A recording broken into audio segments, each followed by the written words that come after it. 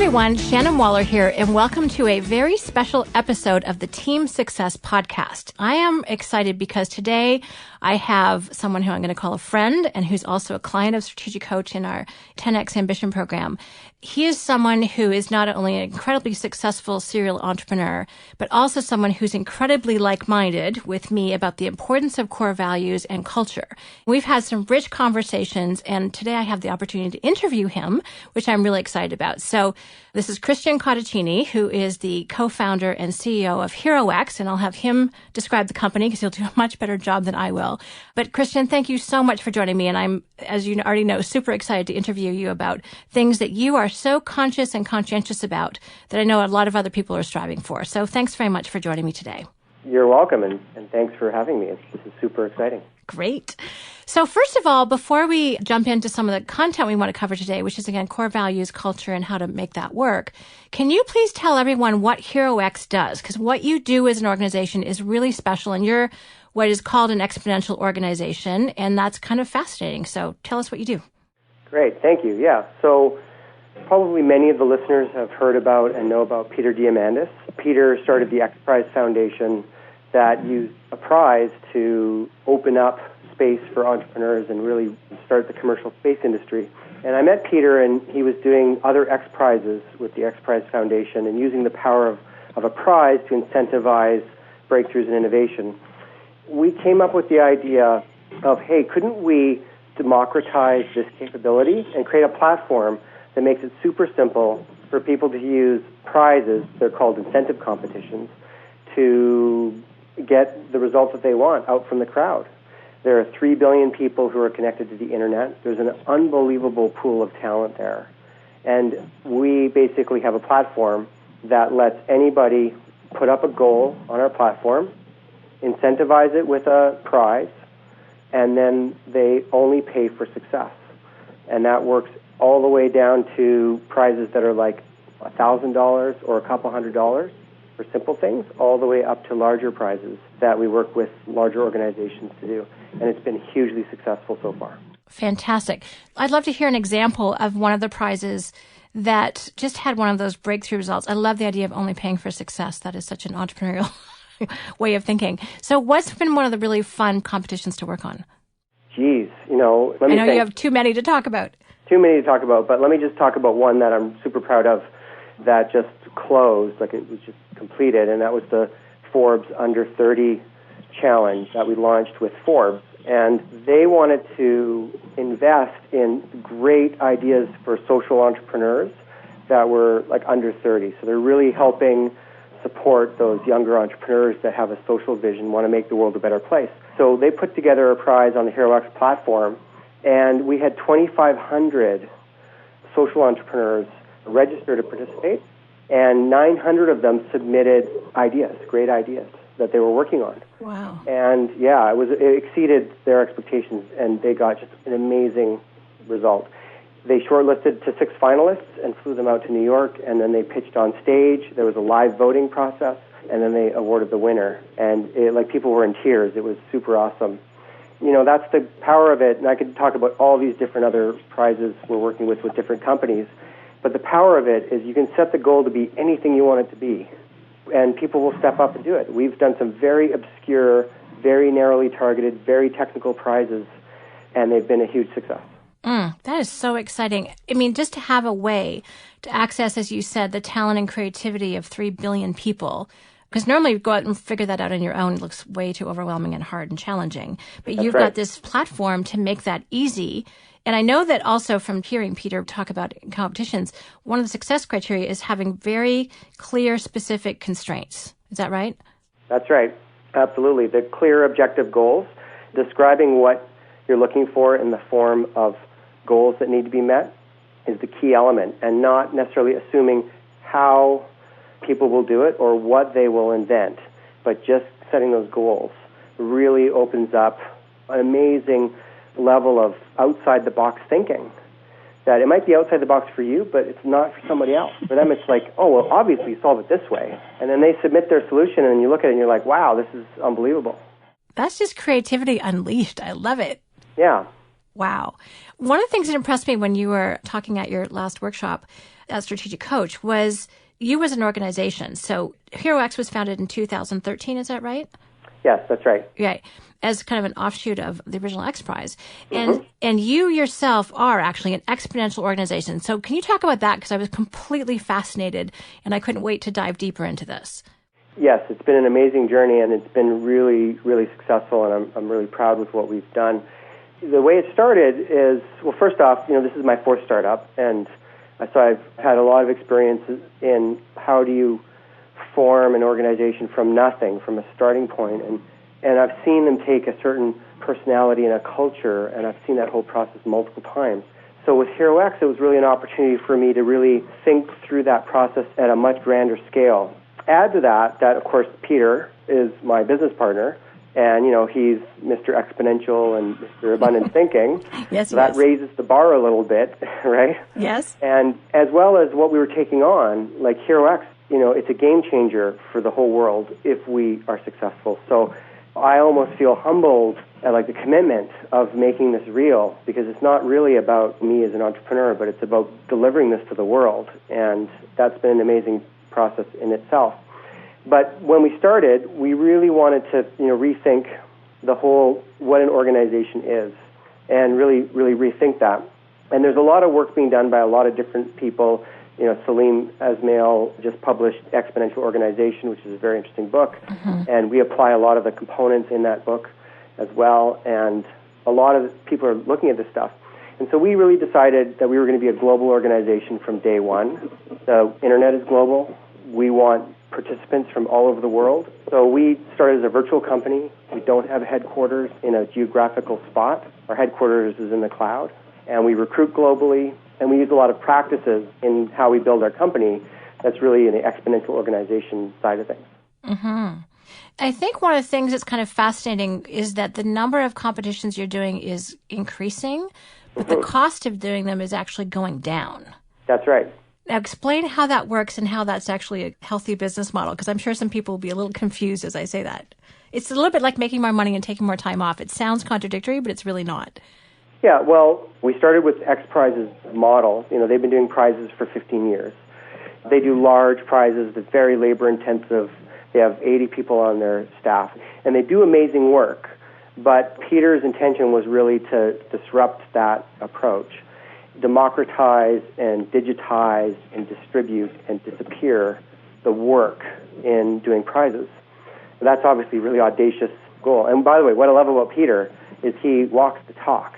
He talks about this stuff, but then when he works with startups that he's founded, he actually walks the talk. So what we want to do is we've started there, and then we've systematically looked at how do we disappear the work, use technology to simplify it, and then every time we achieve that milestone, we drop the cost of doing an incentive competition down, down, down.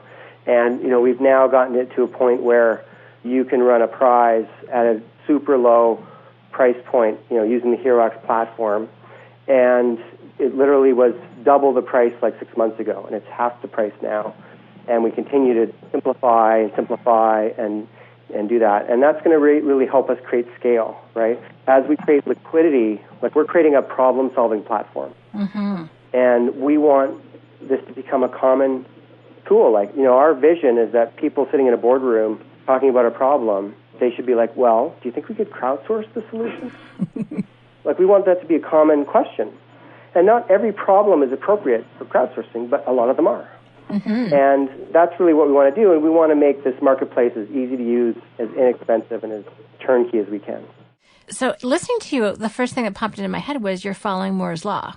Yeah. So Moore's Law is that the speed and power of the microchip doubles every 18 months and the price goes in half. You've, in fact, accelerated that quite a bit.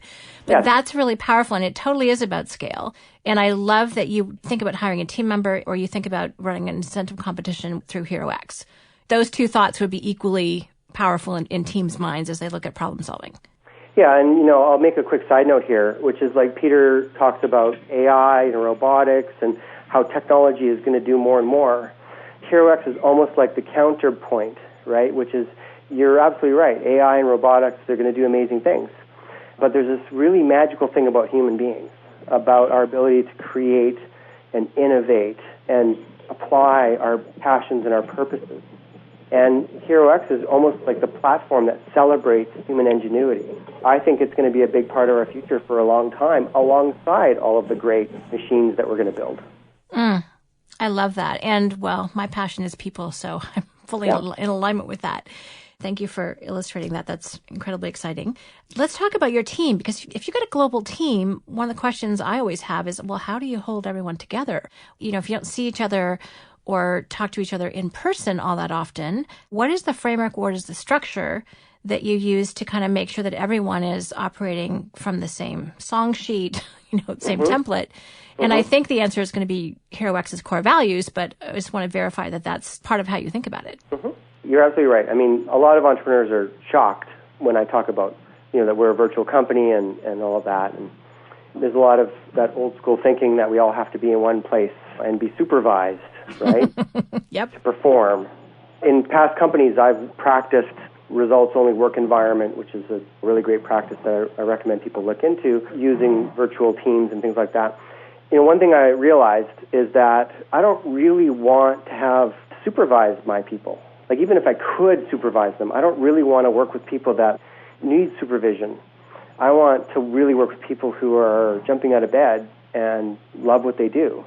And then I would talk to people, and I found out that most people, especially like A players, like the amazing people, they don't want to be supervised either. So here you've got, an entrepreneur that doesn't really want to supervise people. Most entrepreneurs, I don't think, want to supervise people. They just think they have to.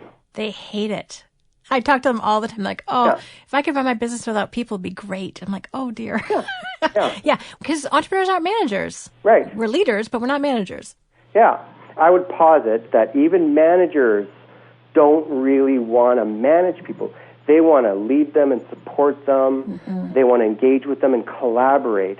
But the managing people part, that's why most companies have HR departments, right? So managing people part, when it gets too hard, you can delegate it to the HR department. Right? I love it. Think about that, yeah. So even the managers don't want to manage people, and the people don't want to be managed. And by the way, with the new generation that's entering the workforce, they want to be managed even less. And in fact, if you look at the word management, at the risk of us digressing, if you look at the word management and you trace its history, it actually traces back to the Industrial Revolution when we were moving into the factories. Before that whole idea of managing people, there wasn't a term for it.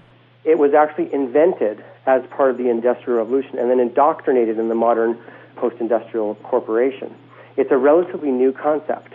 And my argument is it's also a relatively obsolete concept, at least for cutting-edge companies like HeroX. Well, I could not agree more. And especially at the entrepreneurial bleeding edge of things, that's 100% true. And I was describing organizations to some friends of mine. And I said, the old structure is hierarchical. You climb the ladder, you get to the top. That's the smartest, best, and brightest people. I said, but now it's a network. And you need a completely different mindset. You need different tools. You need different structures. You need a different way of operating, being much more what we call self-managing and self-multiplying, to be successful in that network, collaborative, teamwork-focused environment. And that's where the world is moving to. And the quote-unquote creative destruction, to use Joseph Schumpeter's term, with those larger organizations is rapid and fast. So people need to kind of adopt this much more networked mindset to be successful. Exactly. Totally agree.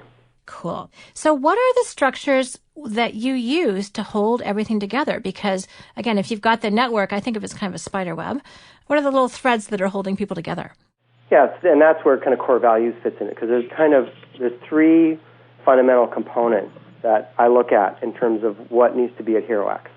The first one is we need to have an amazing set of ever-improving systems, management systems, strategic planning system, sales system. You can call them process as well. Process and system is kind of interchangeable. And that needs to work. Now, in a virtual team, that's really important. Now, I would argue it's really important in office as well. But in a virtual team, it's the contrast of the system working versus system not working is very stark, which I actually like because you focused on that. The second thing that you need is you need to have A players. That word is used a lot, and I think it's largely misunderstood of what that means. But you need to have A players that are in their unique ability and passionate about what they're doing. Mm-hmm. And that has to match up with what the organization needs them to do. Right. And then the third thing that you need is a commitment to an amazing culture that ruins your team for working anywhere else. That is a brilliant way to put it. I love it. That's almost like my test. Somebody has to say that to me, like, oh my God, this has to work because I don't think I can ever work anywhere else. They're totally spoiled. Yeah, but more pragmatically, it's about a culture that they thrive in, that they feel it's their home to be at, that they contribute towards, that they protect, that they cherish, they talk about. It's all that stuff, that culture. Culture's always been important. It's always been talked about. We've always looked at companies that had great culture and go, oh, wow, yeah, like that's really important.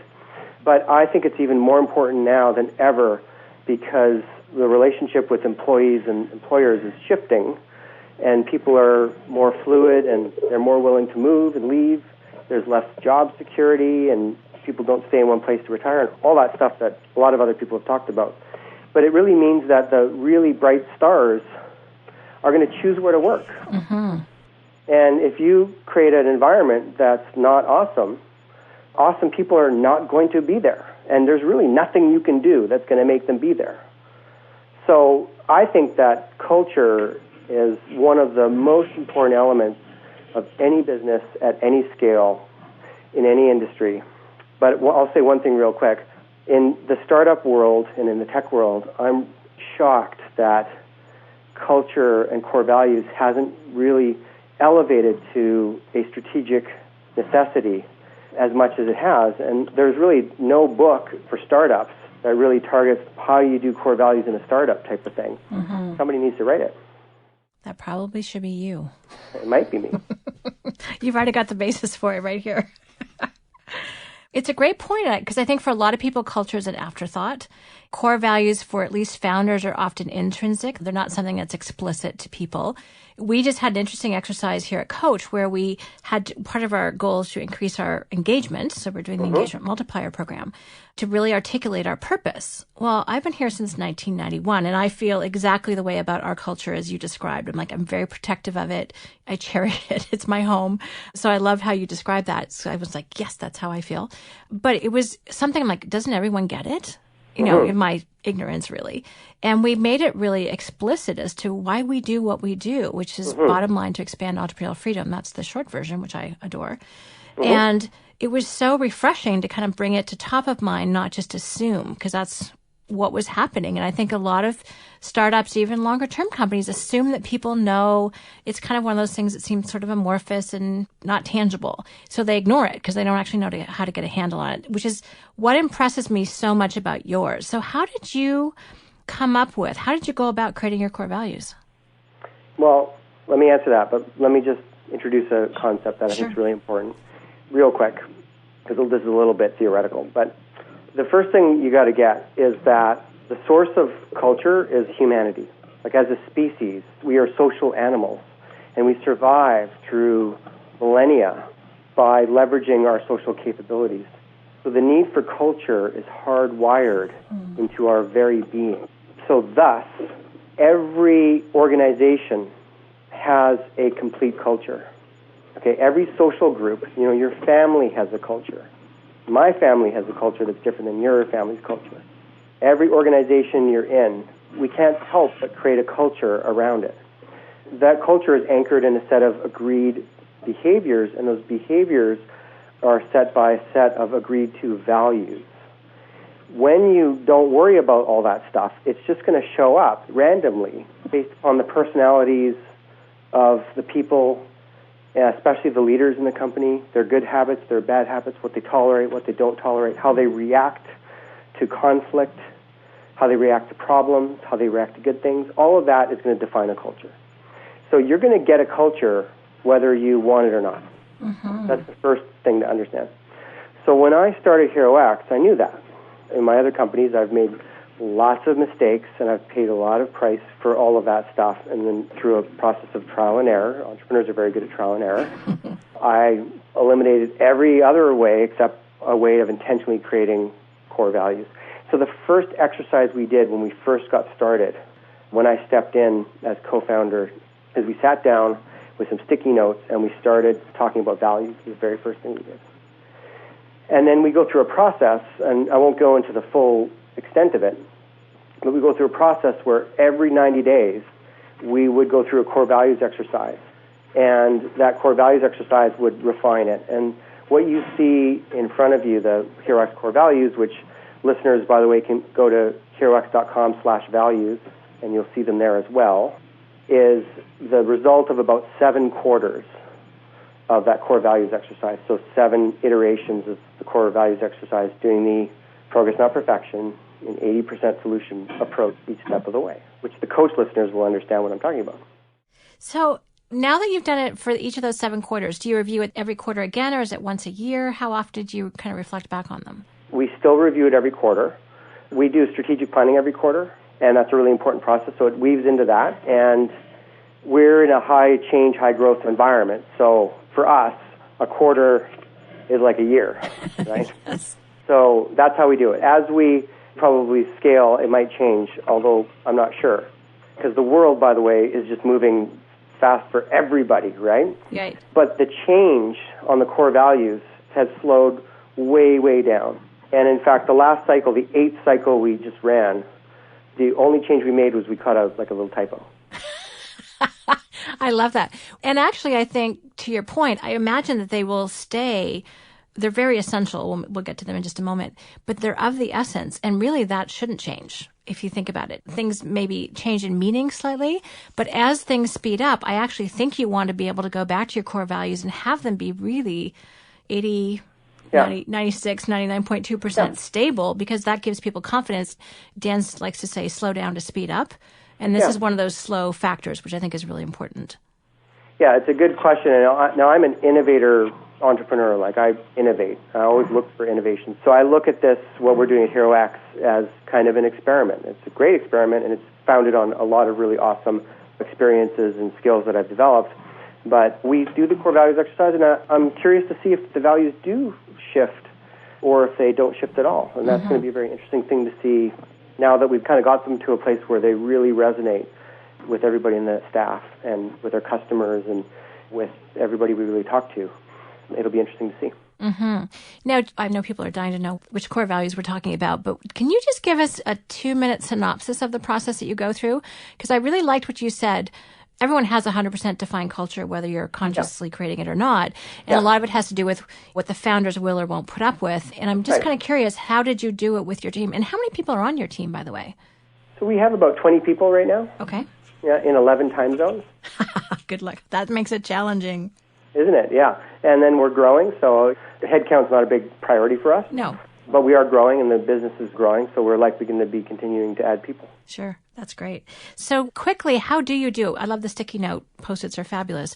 So what questions do you ask people to pull that out?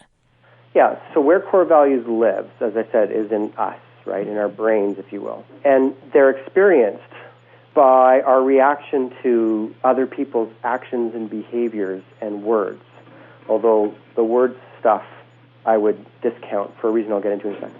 So, for example, if you think about how you were raised by your family around dinner time, this is always a great example, right? Like, what were the rules around dinner?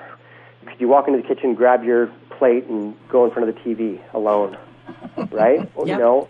Or would people look at you like, what the heck are you doing? Like, oh my God, are you crazy? Right? And that's the core values, and that's the culture of that family.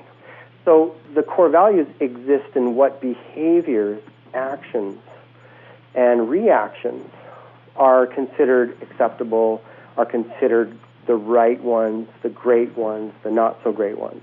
They exist in our actions and our behaviors, and not in our words. Our words, especially in knowledge workers, most of your behaviors and actions are words, but action speaks louder than words. One of the things you have to be worried about with this process is if your words aren't consistent with the actions, they're bankrupt.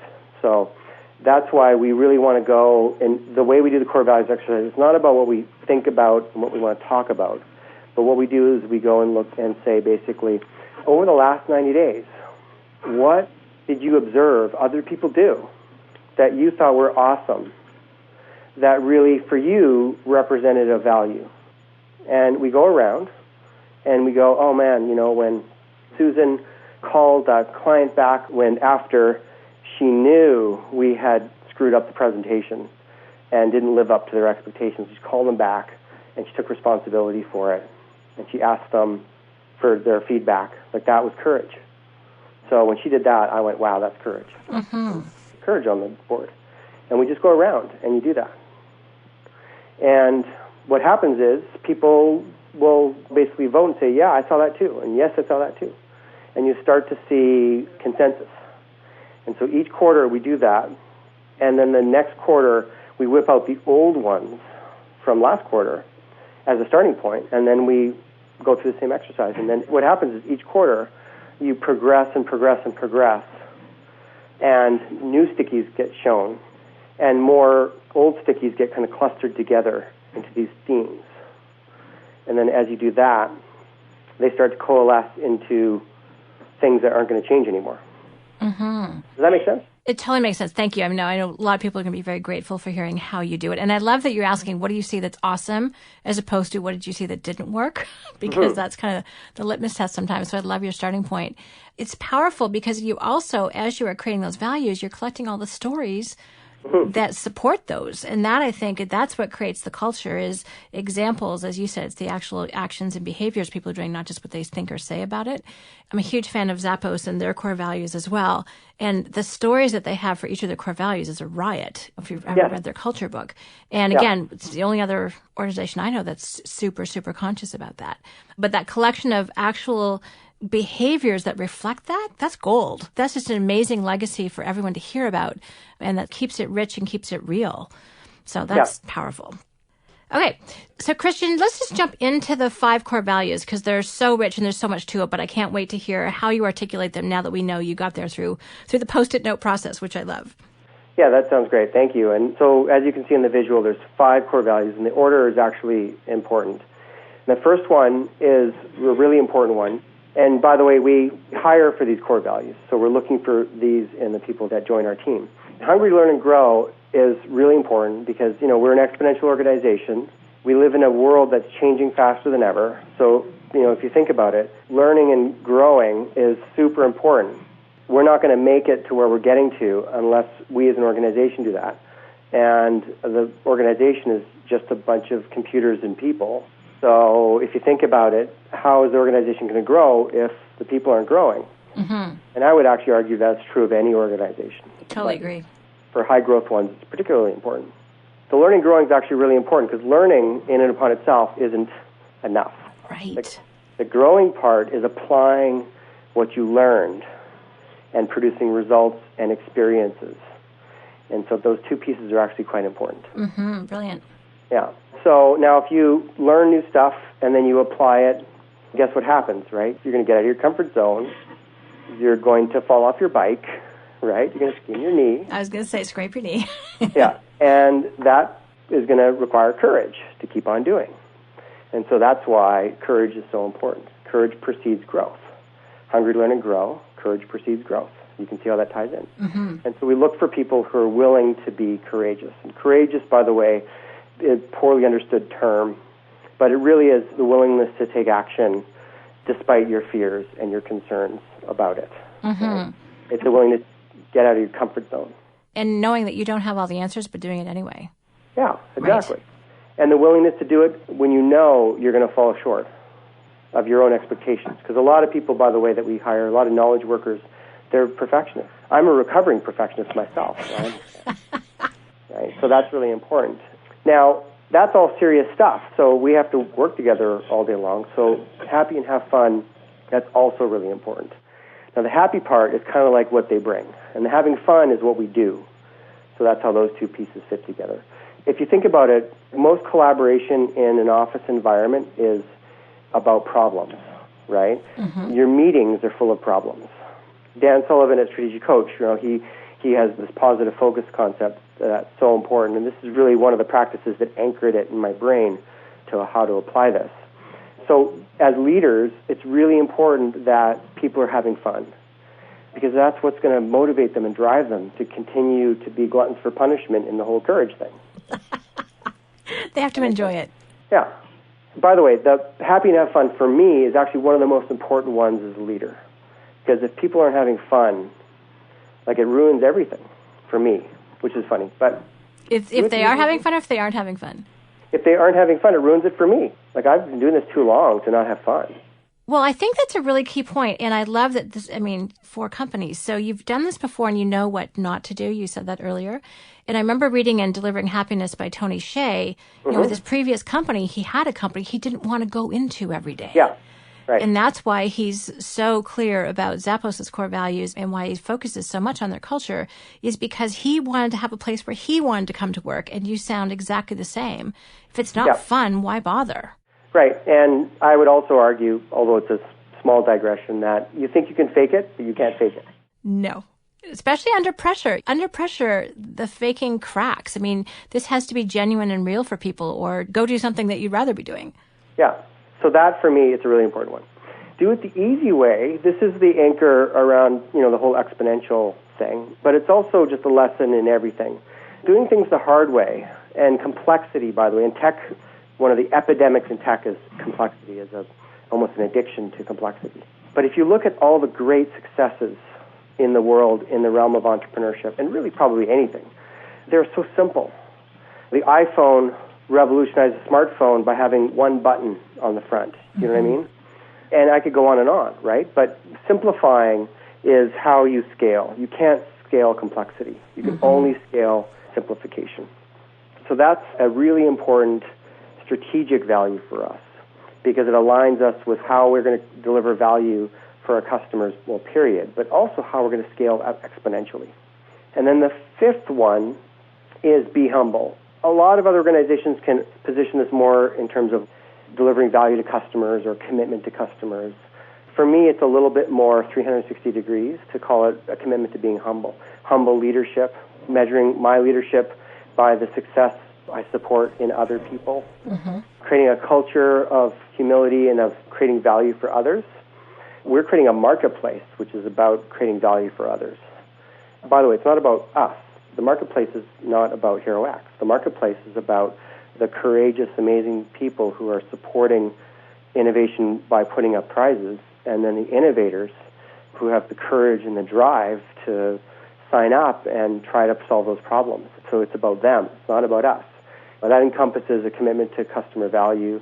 It encompasses a commitment to supporting each other in the company, and it's a really important kind of foundation, almost a little spiritual foundation for all of the other values to really live on long term. It also keeps ego out of it. Yeah. Right. You're always serving something that's bigger and greater than you are, which means that it's not about you, it's not about your reputation, only to the degree to which it serves your audience. So I like that. I think it's an incredibly healthy core value to have. Yes. Yeah, so those are the 5 core values that we came up with. Awesome. Oh, they're fabulous. And I love it because the 5 are easy to remember. So just to summarize, so if you're taking notes, and we'll get this to you. So hungry to learn and grow, courage precedes growth, be happy and have fun, do it the easy way, and be humble. And it looks really simple, but there's a lot of, not complexity, that's not the word, there's a lot of richness and depth to it. So let's go into hungry and learn to grow. And by the way, I think being humble actually feeds into that one. As you were talking about, I'm like, yeah, if you're humble, you don't know everything, which means you want to learn more and you're hungry for that. So there's also 5 different, as you said, ways that this gets expressed. So let's go over those and we'll just dive deep into a couple of them.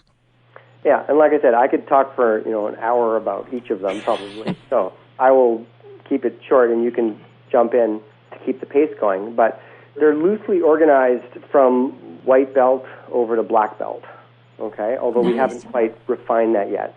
Again, we're continually improving our company and continually iterating this process. So the first one is discover over create. This is, again, creating is hard. Creating something from scratch is hard. It's super hard. And yet, in a lot of environments, it's kind of a systemic behavior, like, I needed to, write a proposal for this guy, so I started a new document, and I started typing it out, and here it is, right? That's not how we want to do things. We want to be, here's the template. Oh, well, that template doesn't work. Okay, well, let's figure out, how do we solve that problem with the template? And how do other people solve that problem? Let's learn from others and then apply it in our organization. And so the whole idea of discovering And finding solutions in other people is 10 times more efficient than trying to sort it out ourselves. So that's what that one's about. Okay, I would love to talk to you for that one about an hour. That's kind of a fascinating philosophy. And it reminds me of Steve Jobs' quote that I've heard. This is why I've heard it quoted. It may be a little bit different. But creativity is simply putting stuff together. Yeah. And the stuff already exists. That's kind of the point. And that's what you're saying. Look and see what's around versus reinventing the wheel. And I love that you just said it's 10 times more efficient, because I couldn't agree more. But I fall into that creative trap all the time. So I'm kind of like, oh, note to self here. Yeah, I've got this quote that's a little controversial, but I say it to other entrepreneurs to shock them. Inventors die alone in a slum apartment in Paris. Entrepreneurs die rich with their loved ones around them. Ooh, that's very provocative. I love it. Yes, yeah. And then finally, shuhari. So this comes from Eastern martial arts. There's actually a Western concept called the conscious competency learning matrix. Yes. Where you start from unconsciously incompetent about something. And then you go through these 4 phases. I'm not going to talk about that, but it's closely related to that. All I'll say about it, because it's a whole other topic, is that in the West, we are addicted with knowing and figuring it out ourselves and understanding before we take action. And so if you talk to somebody about what they know, you'll get volume, right? But if you look at what they do, sometimes what they know and what they do are very different. The shuhari concept is all about you meet with a master, and at the shu level, you do what they ask you to do. No questions, no understanding, no theoretical conversation. Just practice it. Just practice it until you start producing the results expected, right? And then once you move to the ha level, you're now able to start understanding the concepts and apply them yourself. So you've developed a level of conscious competency. And then at the re level, you are the master. You transcend the process. One of the things that frustrates a lot of people who work with entrepreneurs is an entrepreneur might be committed to a system, and the system's awesome, but then when they actually do it, they don't follow the same system because they've transcended the system. They can do things that people can't normally do, but if you look at the results they produce, they're consistent with the system. They break the rules, but they break the rules at a level above it. And so that's the sign of a true master. By the way, I hope everybody has an opportunity to be that about something in their life before they die, because it's really amazing. And it's also the source of that massive improvement and innovation in the systems that can be created. It's pretty black belt, right? It totally is, and it also ties back over everything else, which is really cool, too. Yeah. I love how much thought you've put into this. I'm just completely blown away by, again, I keep saying this, but depth and richness of the thinking that's gone into that. And I know it's a team creation, which makes it even more powerful, but it's like, wow, this is awesome. Okay, let's jump to the next one. Courage precedes growth. What are the steps of that? Yeah, so the first one's super simple. It's just willingness to say yes without the answers. Definitely will take courage. Pretty simple, right? It's the willingness to just do it and fail. We actually, in our onboarding process, I won't give all secrets away, but courage shows up.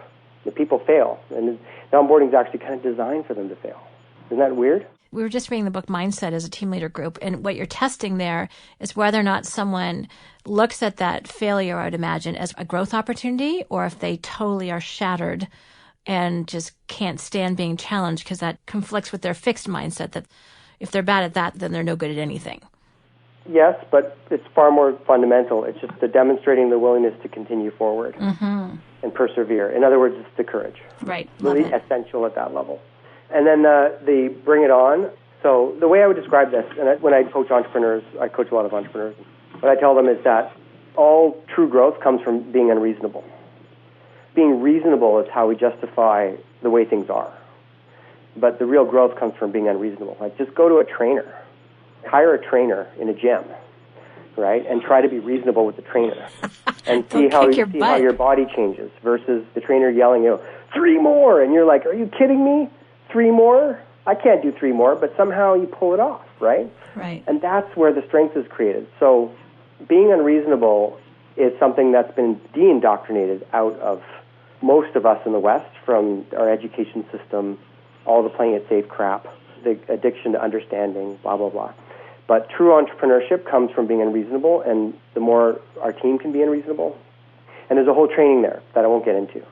But that's a really important one. Honesty, That just boils down to the willingness to really transcend politics and really be flat with each other in conversations, even if it's uncomfortable. Mm-hmm. Ownership, again, requires courage. When somebody is doing something wrong or they're doing something against our values, to step up and say, hey, no, I'm not going to let you do that. Does that lead to some uncomfortable conversations sometimes? Yeah, absolutely.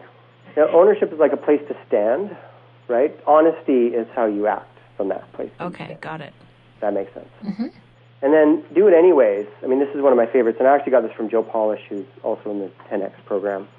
The quote anyways. The do it anyways I've been doing ever since I became an entrepreneur, right? Which is, amateurs wait for inspiration and pros do it with a headache. That is right? so true. Yeah. If I have a board meeting where there's some tough issues I got to discuss on Tuesday, and I wake up and I'm like, the last thing I want to do is a freaking board meeting. Well, I need to bring 100% to that board meeting. I don't have the luxury of having, I'm not, da-da-da. I've got to perform. And so the ability to step up and do that takes courage. It takes internal courage to really be able to say, okay, I feel this way, I feel that way, but I'm bringing my A game anyways. And you're digging deep and you're being unreasonable with yourself, in a sense. But that whole professionalism, just like I made a commitment, I'm going to follow through in that. I don't care if it's personally uncomfortable. I'm going to stretch to do it. Mm-hmm. That's a very powerful one. I love it. Yeah, exactly. Let's go through the rest. We'll just pull out a couple, but I think you just even saying the titles of them is so powerful. I love it.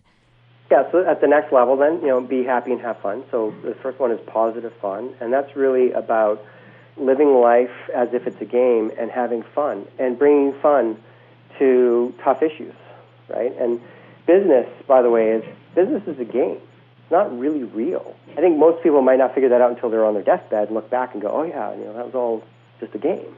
But it is. It's just a game. We keep score. We got this stuff called money and stuff. But it really, at one level, it's a game. Or another way I'd say it is if you relate to it like it's a game and you have fun with it, you're going to be far more successful than if you're serious and blah, blah, blah.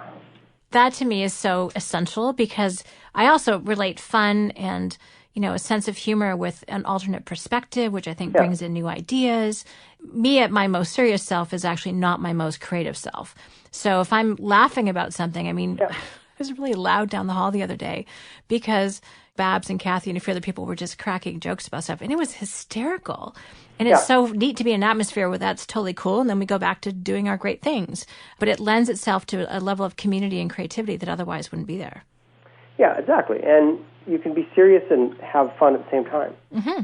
Lighthearted, serious-minded is a great expression I've heard that to me, captures that. Yeah. Happiness first. What's important here is the idea of generating happiness versus being happy because of your external stimulation, right? So if people are like, I'll be happy when then my environment gives me what I need to be happy. But right now I'm not happy because somebody said something mean to me, and then I had a meeting that went over time, and I was late for this, and that made me not happy. No, we don't accept that. Happiness first. You bring happy. Because I don't know if you noticed, but when you're in a group of people and they're happy, you are happy by default. Again, it's part of this social animal thing, right? You can't not be happy when you're surrounded by happy people. At least it's super hard, right? It's catching. It only takes one really cranky jerk to drag everybody else down. Don't be that person. Happiness first creates the necessary conditions for everybody to be happy, which is super awesome. Which is cool. Dan has a concept called proactive gratitude, and this just reminds me of something very similar. That one is you're grateful first, and this one is you're happy first. It's just as you've said. So proactive happiness is opposed to being reactive in response to something someone else did. You bring that to the party, and then that facilitates everyone else's increasing their happiness level too. Exactly. Yeah. Very cool. So that's that one. Enjoy the journey. It's conceptually easy, hard to live by, and that's just understanding that the journey is the destination, and all the destination gives you is a harder journey anyways. Mm-hmm. Okay? So learn to love the journey. There's nothing wrong with goals, but get that the journey is the part that's really important. Make it fun. So this is a leadership element of the happiness first, right, which is of the leader. And this is really important of leadership, is be the source of making things fun for people. And at a leadership level, it becomes like an expectation. The leaders are fun. So leaders don't get to come to me in my company and be like, okay, well, I'm having this problem with this other person and they're a jerk. You don't get to do that. And then be do have, again, this is very profound, and it's been written about by a lot of people, and especially in Eastern philosophy. People think it's do, have, be.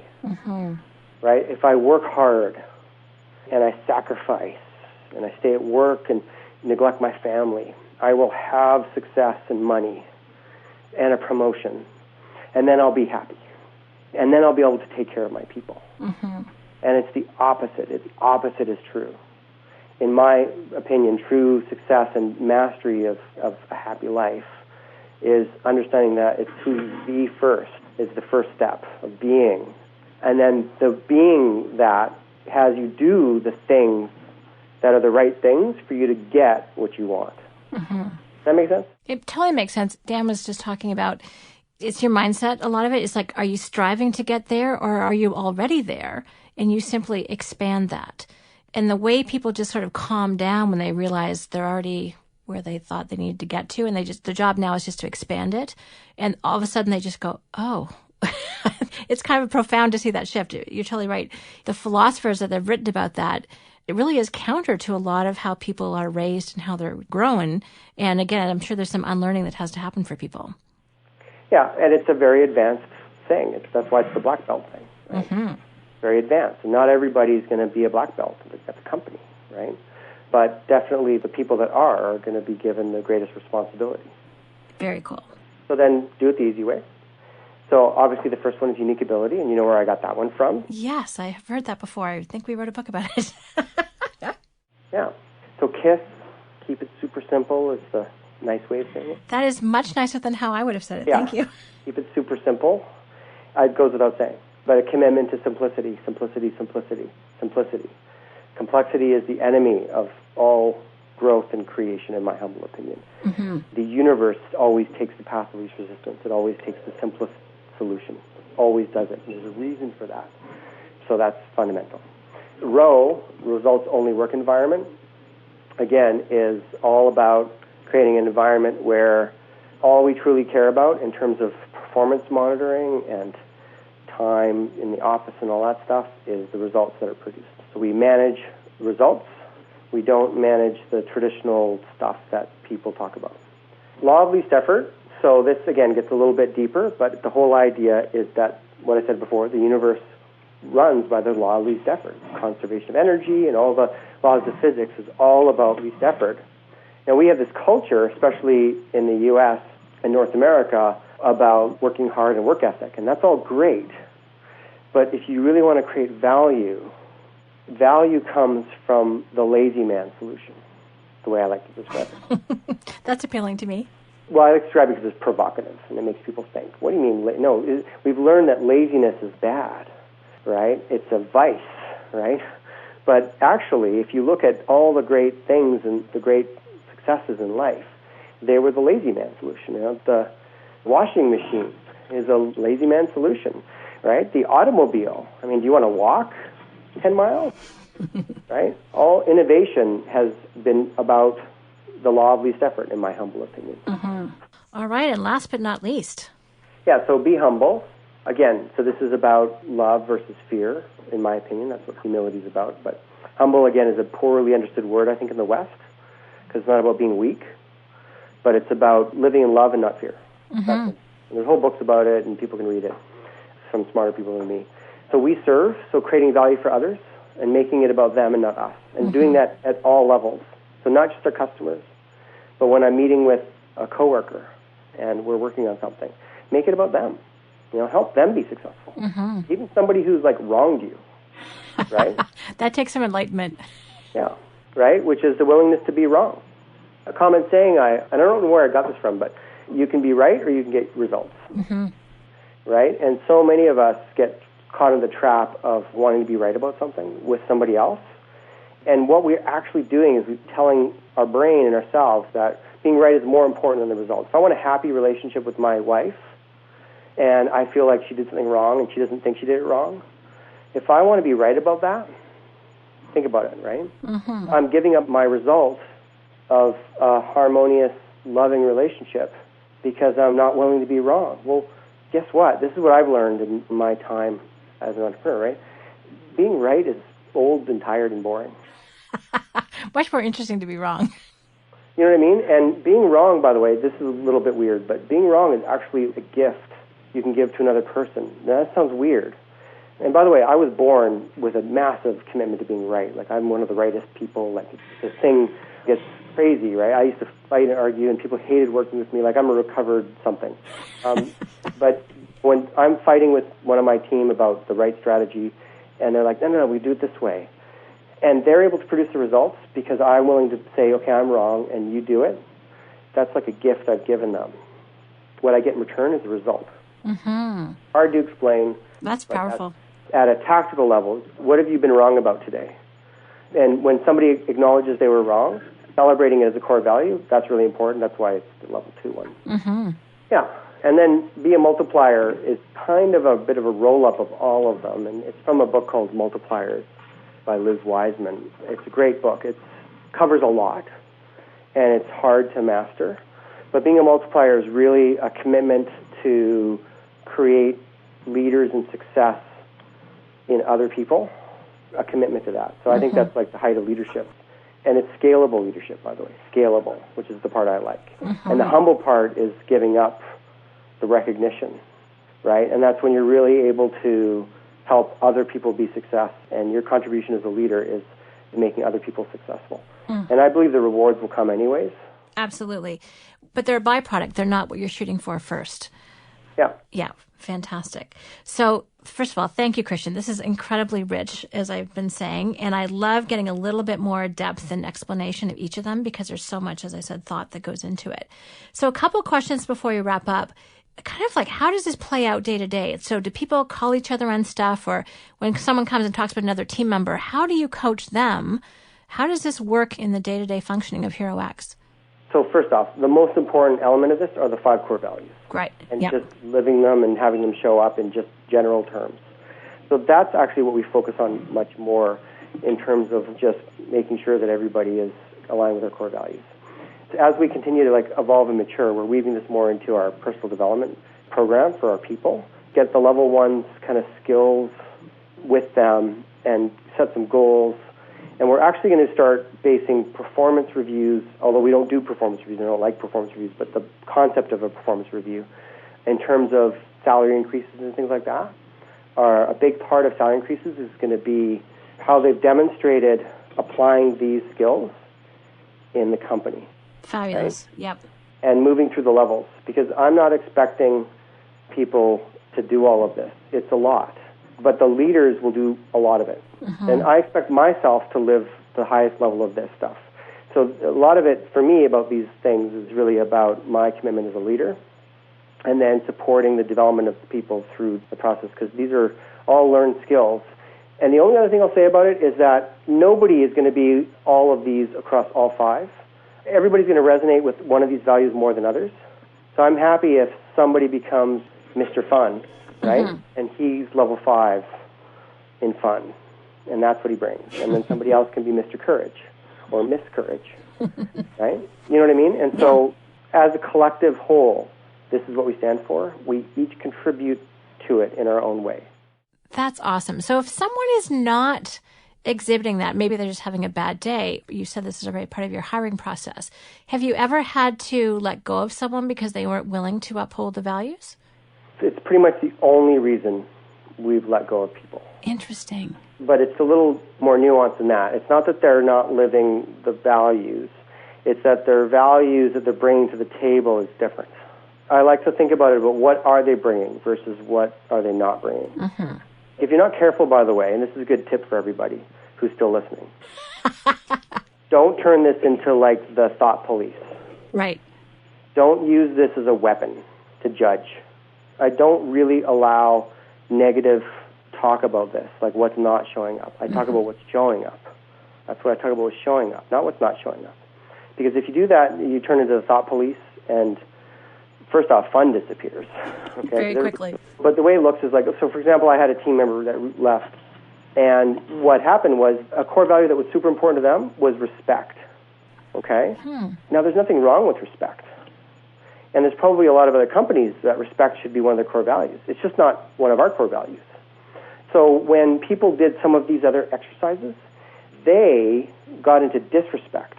right? Like, I'm feeling disrespected. That was disrespectful to that person. We need to respect the client. So we need to do this, this, and this because that's respectful for the client, okay?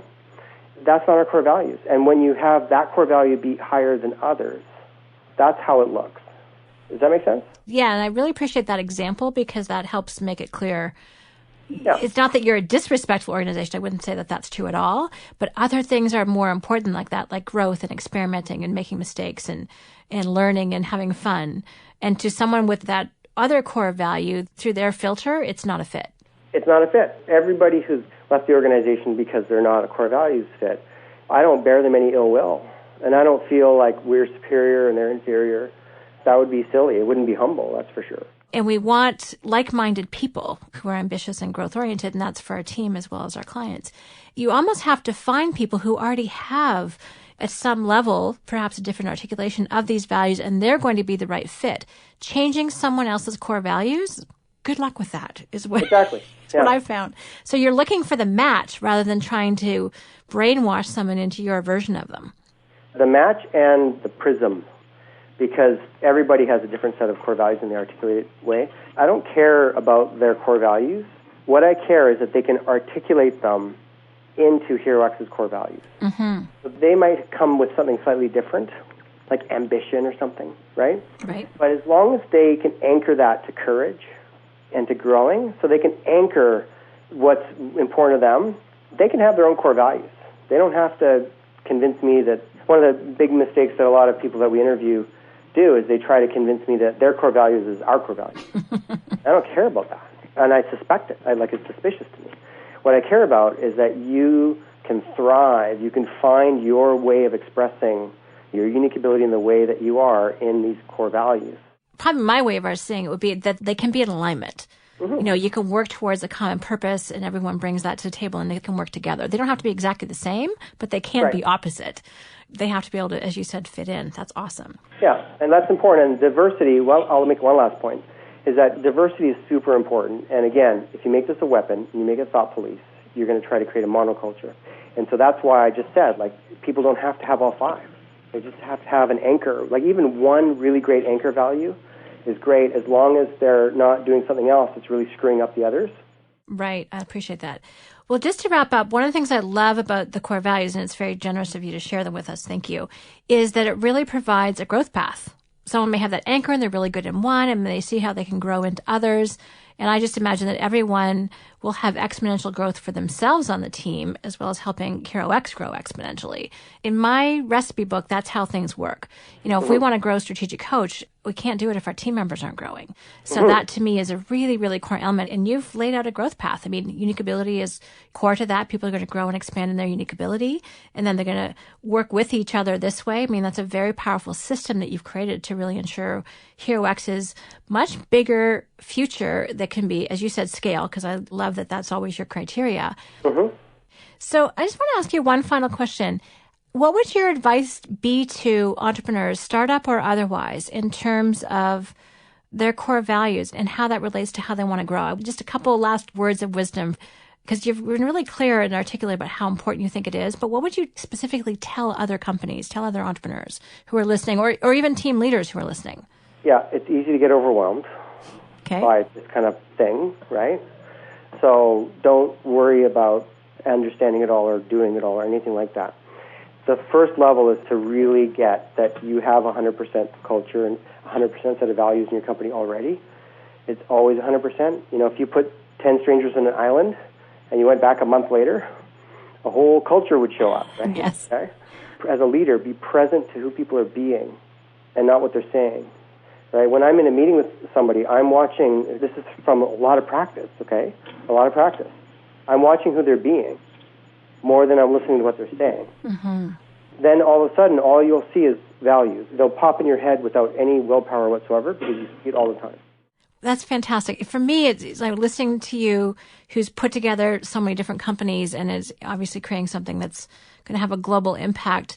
I appreciate knowing your process, knowing how it's working, knowing how you think about things. I always feel like I get this incredible window into I was going to say mastery, or it's not even excellence. It really is unique ability, because I think you have a unique ability to put this together and to create that with a team, which a lot of other people don't. So thank you for sharing that so much with us. And just a huge thank you, Christian. I know there's more we could actually talk about, but we've certainly gone over our normal time frame. Thanks a million. And can you give the address again where people can find out more about HeroX and download your core values? Absolutely. So go to HeroX.com/values. That's easy. See our core values there. Great. And if people want to know about incentive competitions and how they can do that for themselves, it's HeroX.com? Yeah. Awesome. Fabulous. Take care. Bye-bye. Hi, Shannon here, and thank you very much for listening. If you like what you heard today, please take a moment to rate the Team Success podcast on iTunes. And we'd love it if you'd share the podcast with anyone else who could benefit. If you're interested in learning more about the Strategic Coach program for entrepreneurs, visit us at strategiccoach.com or the Strategic Coach channel on YouTube. For free downloads and more team success strategies, visit teamsuccesshandbook.com.